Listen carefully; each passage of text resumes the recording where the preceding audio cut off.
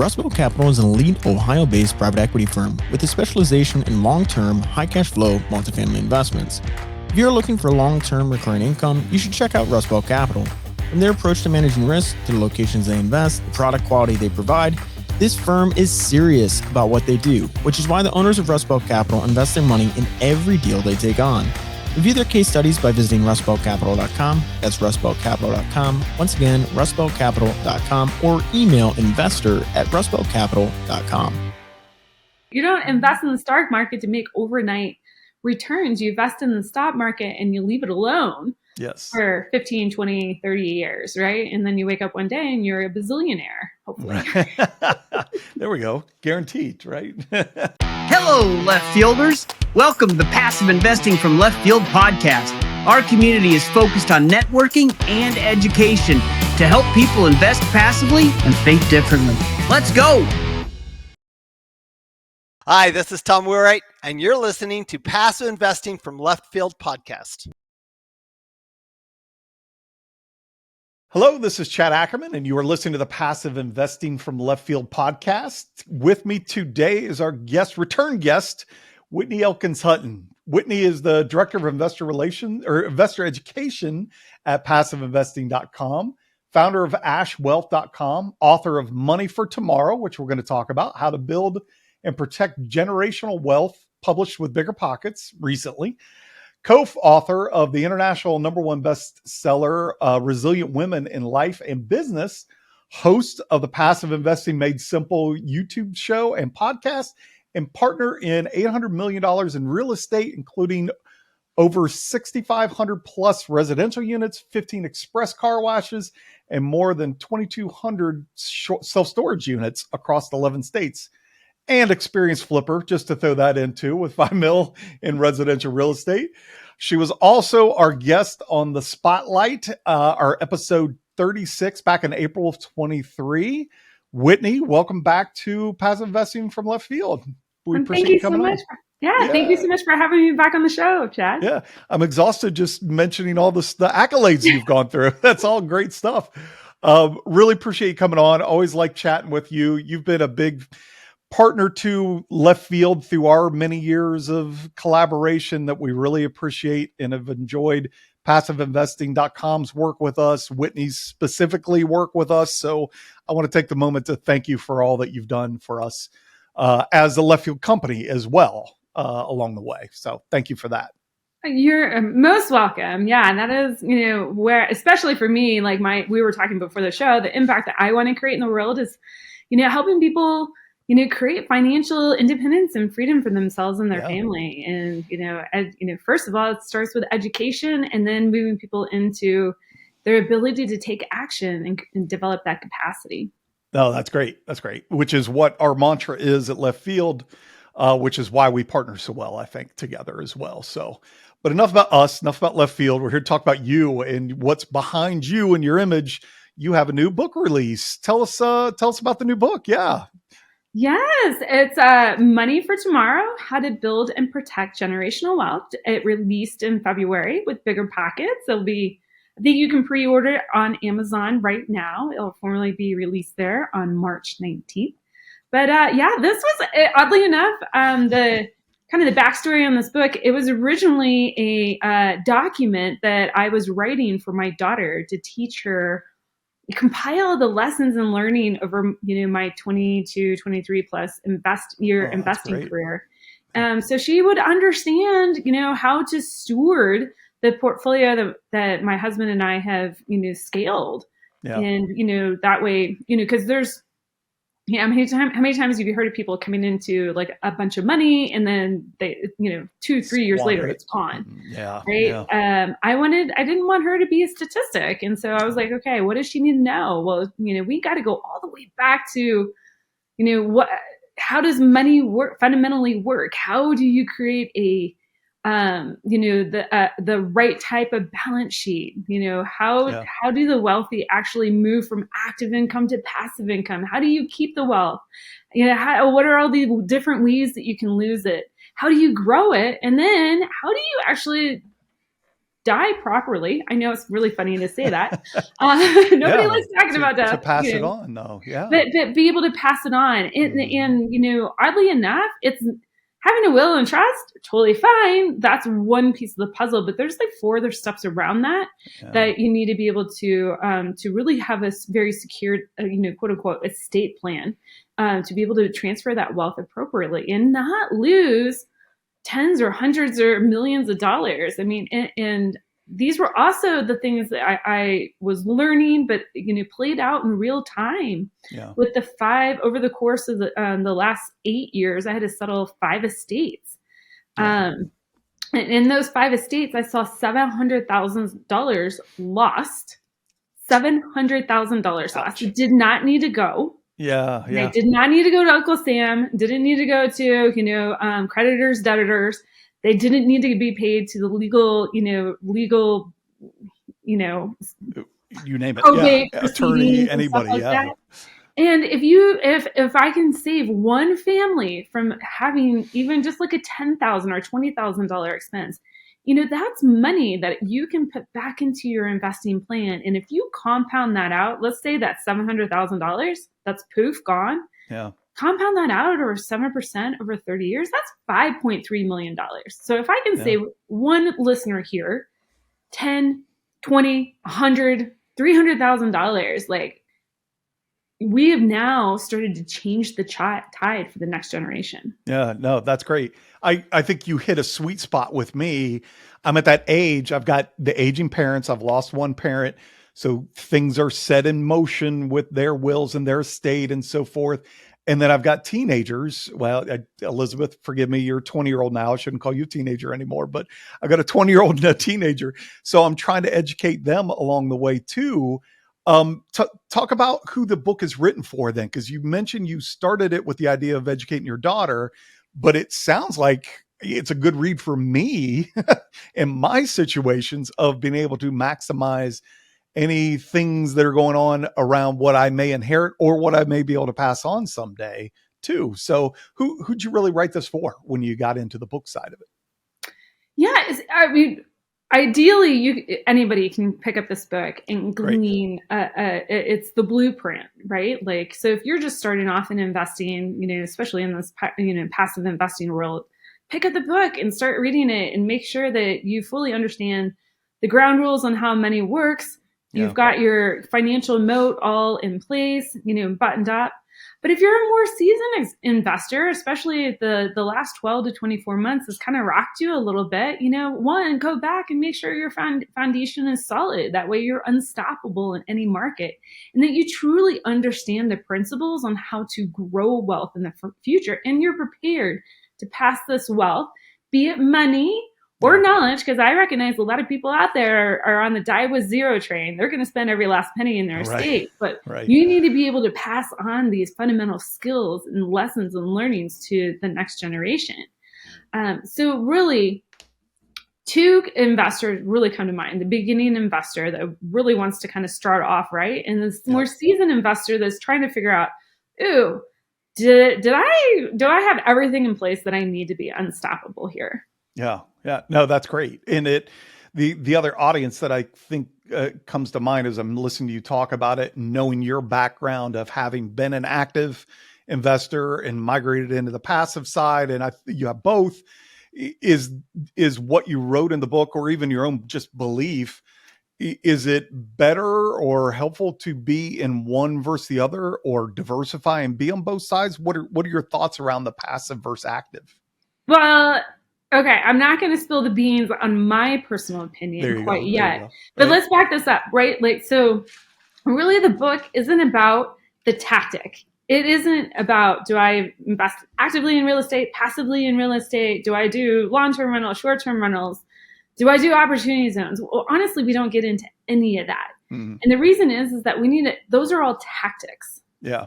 Okay. So think of it this way, Chad. If I were explaining to you on how to play Monopoly, I don't open up explaining Monopoly going, hey, you need to buy Boardwalk and Park Place first. Put hotels on everything. Yeah. Yeah. And then, get as many hotels as you can on those 2 properties, and you're just going to wipe the board clean. Right. You'll be like, okay, how What do I about get the the money rest for of the it? hotel? Like, you don't Yeah. understand the objective. You don't understand the rules. You don't even understand the strategy of why that strategy works, right? And so that's really what the book is about. It's about pulling back to understanding the objective of if wealth, creating wealth is a game, what is the objective? Well, for Yeah. me, the way I define it is to do what you want, when you want, with whomever you want, for as long as you want, right? Okay. Yeah. So, and then generational wealth is being able to teach the next generation to do the same thing, right? Okay. So that if that's the objective, what are the rules of the game? Well, for us to hit that objective, we need to be able to create money in our sleep that doesn't involve our time.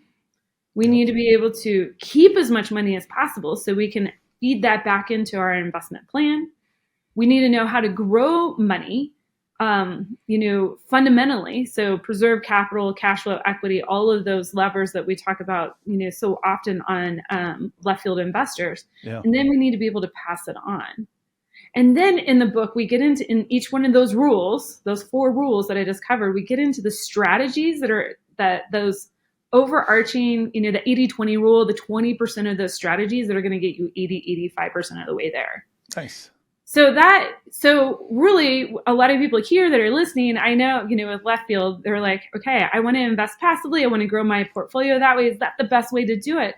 Right. Keep in mind, passive investment is one strategy. Yeah. We need to pull back and understand all these other moving parts. And here, quite honestly, the investors that I work with over concentrate on, out of those 4 rules, creating wealth, keeping wealth, growing wealth, and then passing it on. They over concentrate on creating wealth and growing it. Yeah. And they are woefully unprepared on how to keep it and how to pass it on effectively. No, I think that's great. We hear from investors all the time at Left Field about, hey, I'm excited about this. I want to get started. How do I go buy my first investment or get into my first investment? And it's always like, there's so many things that you need to get educated on beforehand. My go-to is say, go map down your goals and make sure you understand those, but go educate yourself, go learn more about this space. So I love that's what you focused on in your book, because there are tactical books out there already that will help people with that piece, but you need the foundation first. And it sounds like you've really helped build a foundation book to get people to lay the groundwork that then they can go deploy their strategies afterwards on, which is fantastic. Yeah, a quick little story here. One of my daughter's climbing friends, her father is settling his mother's estate. And actually, they're years into this process, but they're finally kind of wrapping up the last little transactions there. And, he picked up the book and he was like, I'm really interested to read that. And he read it and he was like, oh my gosh, I would have done so many things differently here. But it came at the right time because for him, he's executing this last real estate transaction, disposing of his mother's house. And, he finally clicked with him. He was like, oh, wait a second. This whole entire time I thought I was just going to sell this home, as is to the lowest bidder and take all this money and stuff it in a trust for our daughter and then, move on. But he was like, wait a second. He was like, now I fully understand the game here and I need to do X, Y, and Z with this money. And maybe with the house, I need to do a couple of different moves here so I can make sure that, I'm not losing a bunch to taxes on this transaction, stuff like that. So it was, it's ideally you read it as early as possible. But the next best time is right now. Is today. Yeah, exactly. Exactly. What's the old saying, when was the best time to invest? 20 years ago. When's the second best time to invest? Today. So Similar with your book. I like it. And it's very much a part of my strategy planning right now because of things going on with my parents and so forth. I want to lay groundwork ahead of time. Any implementation of transfer of wealth, I want to have everything in order today. I talked to my CPA about it to try to build strategy of what do I need to put in place today to prepare for it that can maximize the transfer of that wealth so that I don't miss something, that I don't sacrifice a bunch of that wealth along the way. I'm trying to work through that. So I'm going to sign up and get your book for sure, because it sounds like it's right in the area where I need this day and age. So thank you for putting this together for us. for everybody. Yeah, I'm super excited that of the impact that we can create in the world with this. Yeah, no, that's awesome. So everybody, highly recommend go out and check out Whitney's book. Sounds like it's going to be awesome. So I got to take a look at it. I'm going to pivot us away from the book and talk about the industry a little bit more since we got you. Always like to get your take on latest things going on in the real estate investing world. Let's talk about asset classes to start with. And you guys at passiveinvesting.com delve into a couple, few different asset classes it is, but just from your take, what are the asset classes that are doing really well these days in the economy that we've been fighting with for the last couple of years? Not really fighting, feels like we should be fighting. We really aren't fighting it, but still everybody's been very conservative, it seems like these days. But what are you seeing from an asset class trend these days that people should focus on? Yeah, and it's not so much the asset class. I mean, we have to get more nuanced than that. But I mean, I still think multifamily is, a class that people should have their eye on. Express car washes for sure. I think there's more emphasis on debt right now where we are in the cycle, and then also preferred equity.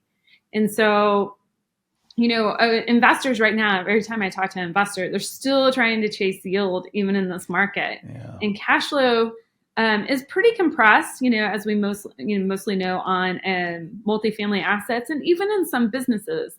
Now, so where are they to turn to? I think we have a first position lien real estate debt fund that's pretty enticing.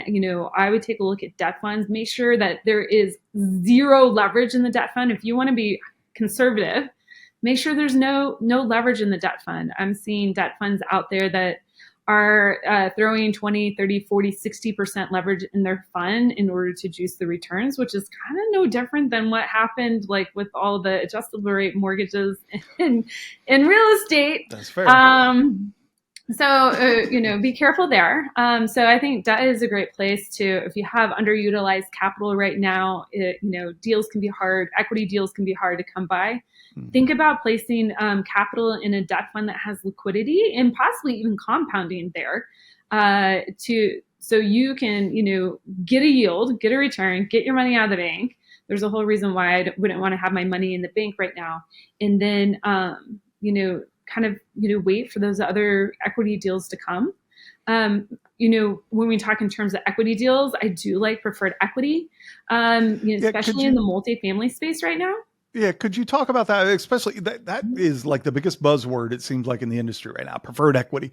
Could you talk about it? Because just for people that might be newer to the industry to understand, there is pref and then there's pref equity.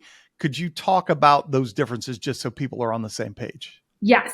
So pref is usually a term that is short for preferred return, which actually isn't a return at all in an equity deal. It's a hurdle for the operator to overcome before they get to start sharing in the split of profits on an asset.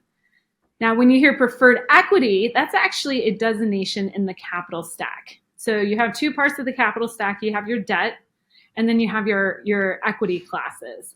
So debt, usually there's a senior debt, like, if you bought your own primary residence, your mortgage is going to be your first loan, your primary debt, your senior debt. And then if you took out a home equity loan, that would be your second debt on the property, or mezzanine debt. Okay, similar things can happen in the multifamily space. But those are not equity classes, they're debt. Okay, they're taxed differently, the returns on those. Yep. Okay, but you are low risk, lower returns for sure. But what if you want to kind of get like a little bit of blend of both? The class right past the debt positions is what we call preferred equity, meaning they are in a capital or part of the capital stack. It can also kind of act like an infusion of capital, like a second loan on the property. But again, they're not debt. They're actually sharing in the profits of the property. And so they will have superseding rights to any returns over any other class of equity in the deal. And so there are opportunities right now in the multifamily space where operators, in lieu of taking on a capital call for a variety of reasons, maybe they just need $1 million or $2 million. That's just way too small for a capital call. Yeah. Or they can take a larger position. and they just don't want to go for a capital call with their partners, they can bring in a small class of equity to infuse capital in the deal to complete their business plan. Now, here's the thing. Here's the kicker. I did a training last November on all the different moving parts of preferred equity. And I was shocked, even for me, to uncover that preferred equity can still be very risky, because just because there's preferred equity in a deal doesn't mean it's actually safer. Right. It still boils down to the operator, the market you're True. going into, and the type of deal you're going into. So Yeah. right now, the preferred type of equity that I like is preferred equity into a multifamily deal that fundamentally is sound. Yeah. Operating well, stable operator, great lending partner on the deal. The operating income is going up, occupancy is going up, vacancy is coming down, expenses are holding and stabilized. So there's no real stress on this, but a couple of things. Either the operator needs to refinance or get the next rate cap, or they need a little bit of infusion of capital into the deal to complete the business plan. If you think about it, any deal, multifamily deal, especially a value add deal that closed between 2019 and 2022, the cost to complete their value add plan, I guarantee you, has almost doubled between labor and materials. Okay. Insurance. Now the deal probably, depending on the operator and how it's underwritten, might actually still be a very solid deal, but they might just need a little bit of capital to get to the next stage to either qualify for refinance or to hit those NOI numbers so they can actually sell at the cap that they need to exit, okay, to get the valuation they need to. Now, there's also preferred equity into deals is like what we call rescue debt, meaning an operator is swooping in and going to try to take a preferred equity position and they don't really care if the operator, the original operator performs or not, because they see the opportunity to potentially take over the asset if the original operator fails. There's just a riskier position. They're taking a bet that operator who has a challenged business plan is actually going the other direction with their business plan. They're taking a bet that, if the operator does well, turns it around, we win. If the operator doesn't turn it around, we win because we get the property at a low valuation. Right. So, which is a very much, even though it's the same, has the same term to it, preferred equity is a much riskier position. But I see though, for me, the option one preferred equity that I covered, I see that being a really nice class here. We have our Alliance Fund that's open right now. And then, car washes, express car washes. I mean, they're rocking still right cash along. Flowing. Yeah, still cash flowing. People still have cars. They still need to be washed. And here's the thing. I mean, this is something that I really try to educate people on. When the market tends to soften, the economy softens, people aren't going to go out and buy a new car. Yeah. Right. They got to take better care of the car that they currently have. So we're seeing still amazing returns on all our express car washes. I will say one thing is, we've chosen to no longer compete in the major metropolitan service areas. We're looking at the secondary, tertiary markets. We're trying to be right in that Saturday morning traffic, errand traffic pattern. People going to get the groceries and their dry cleaning and whatever, getting prepared for the week. And that's, really, been an amazing strategy for us over the past year. There's a lot of green space there, I would think, too. A lot of green space. Yeah, absolutely. So can we anticipate there's another car wash fund coming our way from PIC not too long from now anyway? Maybe. You don't have to give anything away. But I would keep your eyes open and I would keep your eyes on your inbox for sure. There you go. Very good. And then also other asset classes here. I mean, again, multifamily in and of itself is still a very, can be very strong asset class, right? We want to be in the right supply demand. We want to make sure supply and demand is very much in our favor. So it's not just about the operator, but even more so about the market right now. Yeah. And then also the type of deal for us, we're seeing opportunities in the build to rent space too. And so, keep your eye on the inbox. as well. We've got a unique opportunity coming up that I'm super excited about. The inbox is going to be filled up. Left Field Investors is a community dedicated to limited partner investors who are interested in building wealth through real estate investing. The community is focused on education, networking, and engagement with quality operators and partners. We provide tools, webinars, and a forum where members can discuss everything related to real estate investing, including deals, operators, investment strategies, and much more. Coming soon, we're adding a new tool, Sponsor Reviews. This will be a place where our members can rate and review operating partners to further help each other in our investment journeys. Check us out at leftfieldinvestors.com. Have a deal in mind and a group of investors ready to go? Use TribeVest to pool your capital together through a multi-member LLC. TribeVest has streamlined the group investment process, making it easy, quick, and safe to do business with others. Start a tribe and invite your partners to join. Then you can use the platform to collaborate with your partners, pool capital, and manage your joint investments. I'm in 12 tribes myself. It is a great way to learn from others, spread risk, and get into deals at lower minimums.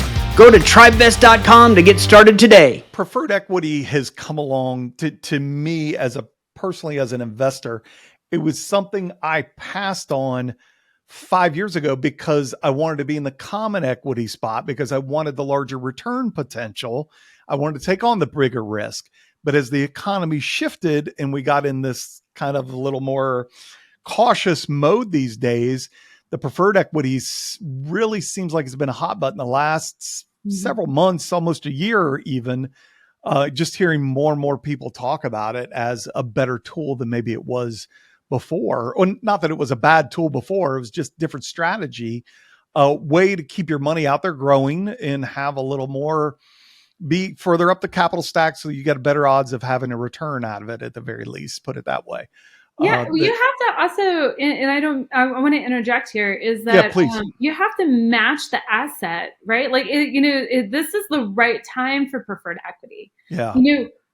3 years ago, 4 years ago, operators didn't need to pay extra for preferred equity, right? They weren't interested in giving a back end split for the preferred equity. Why? Because there was a lot of capital, in the market, ready to play. Yeah. We're in a very different time in the market right now. And so there's operators, especially if they're in this, unique capital situation where they need a little bit of infusion in capital and they don't want to do a capital call because it would just be, just too much of a headache for their original investor. Yeah.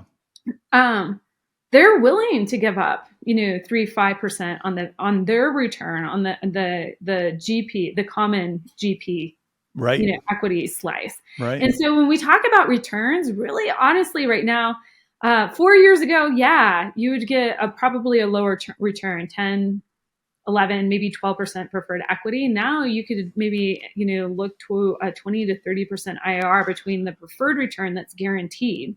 Yeah. And then the kicker at the back end when the asset sells, because we've, at least us, we've been able to negotiate that back end kicker out of the GP class. That's good. That's good. No, it's very interesting.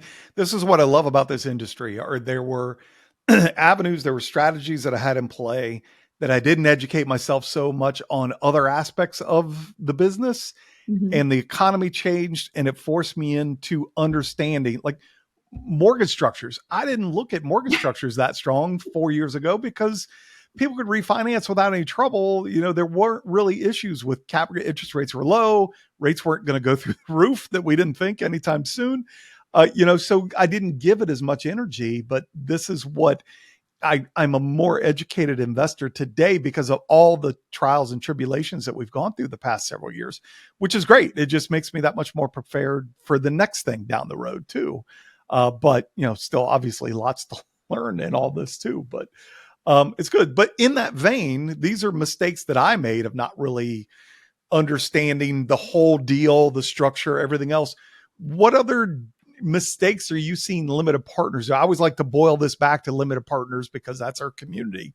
What other mistakes are you seeing limited partners make these days that we maybe ought to shine a spotlight on and help educate people a little bit more about?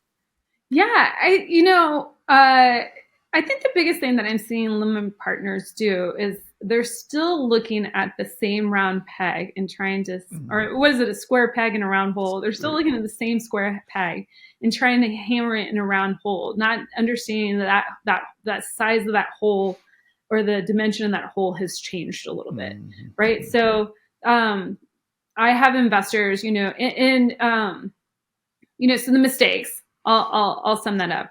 I see investors still trying to chase yield and equity and ignoring operator, market, and deal. Those are the basic fundamentals that we teach. But also being so set on that they need what they need their portfolio to do today, not understanding that the market has shifted and that there's new opportunities in front of them. And what do I mean by that, right? Like, I was just on the phone with an investor, earlier this week, and they said, hey, I need, to get 10% cash flow return on my assets. I'm like, well, that's going to be really challenging in this market without taking an enormous amount of risk, right? Like, and I was like, but, here's an opportunity though, like, let's entertain scaling up a note ladder to get you the cash flow right now, to get your spouse out of your, her job, which is what they were trying to achieve. Let's, take part of your nest egg, scale up a note ladder, in small increments, keep it, fairly liquid so you can, as you find opportunities, you can invest, and then build out an equity portfolio behind that is going to hit these cash flow numbers in 2, 3, 5 years, right? And then so it's the runway is longer right now. Yeah. Whereas, back in 2018, 17, 18, 16, 17, 18, we could go into a deal and get an 8% preferred return and count on that, right? Like it's in 24 months about is what it felt like. It was, everything was going to go quick or refinance, you to get your money back and everything else. You're right. Patience is an element that we've had to get more comfortable with in the last year or so. And we're not out of it yet. So we need to rely on that patience still for a while longer, I think. But yeah, and it's not, and on top of patience, it's realizing it's not looking for the best deal, but it's investing and waiting, right? Just kind of like the stock market, right? It's the same thing in the stock market. You don't invest in the stock market to make overnight returns. You invest in the stock market and you leave it alone. For 15, 20, 30 years, right? And then you wake up one day and you're a bazillionaire, hopefully. There we go. Guaranteed, right?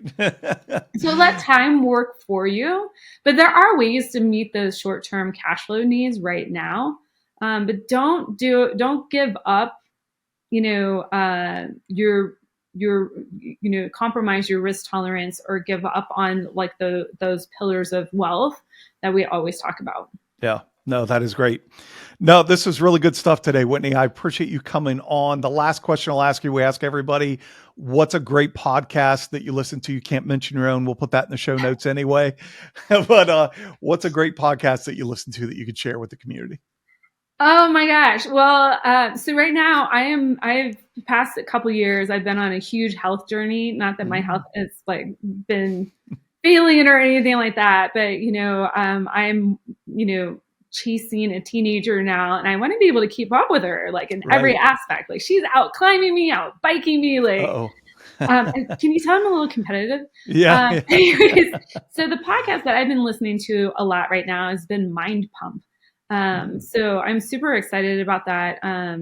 Nice. They've really, helped change, the way I think about like food and hydration and sleep and just honestly strength training. And so I'm far more, in just 6 months, I'm far more energetic than I have been like good ever. For you. Good. That's been my focus lately is thinking of the 5 F's, trying to work on the fitness side of thing and make my 50s be my healthiest decade in a while kind of thing too. So I'm with you on that. I'll have to check out Mind Pump and see what that's like too. Well, again, thank you for coming on. I'll plug the book again, Money for Tomorrow, How to Build and Protect Generational Wealth, published by BiggerPockets. Go check it out. But Whitney, how can people reach out and connect with you as well? Let's get that on there too. Yeah, if you are looking for passive investments, you can check me out at passiveinvestingwithwhitney.com. And if you're looking for one-on-one individual help on scaling your real estate portfolio, you can find me at ashwealth.com. Very good. Well, Whitney, again, thank you for coming on. Great to talk to you again. I'll see you at BiggerPockets here at BEC here in a little bit. Yeah. But good to talk to you again today. Thanks for coming on. Good to talk to you too, Chad. Thank you. All right. We'll talk to you soon. Thanks everybody for tuning in too. Investing in syndications can be a daunting task. Wiring a large sum of your hard-earned money to someone you talk to on the phone for 30 minutes can certainly be scary. How can you be confident in what you're doing? Steve Sue, one of the founders of LFI, just published a book called Avoiding Rookie Errors as a Left Field Investor. 20 lessons learned from 14 years of investing in private syndications. This is by far the best book I've read on syndication investing. It's an easy-to-read book, chock full of great advice from Steve's experience as a passive investor. It is a must-read. Whether you're a first-time passive investor or a veteran, go to www.leftfieldinvestors.com/books and click on the link to Avoiding Rookie Errors as a Left Field Investor. If you are a passive investor, you got to read this book. Visor provides investors with a secure platform that displays a comprehensive view of all of their holdings on a single, holistic dashboard.